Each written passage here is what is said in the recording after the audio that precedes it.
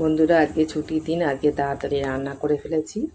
এখানে ভাত করেছি, ভাত আর লাউয়ের যে নরম ডাঁটাগুলো আছে সেই ডাঁটা দিয়ে কুমড়ো, বেগুন, আলু দিয়ে তরকারি করেছি। এখানে পাঁচফোড়ন, তেজপাতা, আদা বাটা, একটুখানি মিষ্টি এই দিয়ে তরকারিটা করেছি। তবে জানি না কেমন হবে, আমি প্রথম করলাম এই রান্নাটা।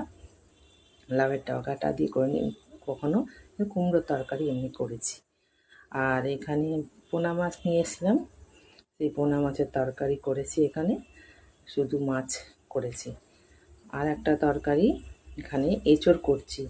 এঁচোড়ে চিংড়ি মাছ দিয়ে করে ভেবেছিলাম, চিংড়ি মাছ ভালো পাইনি, সেই জন্য এঁচোড়ের ডালনা শুধু নিরামিষ করছি, মানে মাছ ছাড়া। আর একটু গরম মশলা, আদা বাটা, রসুন বাটা, তারপরে টমেটো এসব দিয়েছি। আর গোলমরিচের একটু সামান্য একটু গুঁড়ো দিলাম। একটু হালকার উপরই করেছি, খুব বেশি রিচ করিনি। আর এটা আমার হয়ে এসেছে। এখন অনেক কাজ আছে ছুটির দিনে, আবার কাপড়ও কাচতে হবে, তাই এটা করে কাপড় কাচতে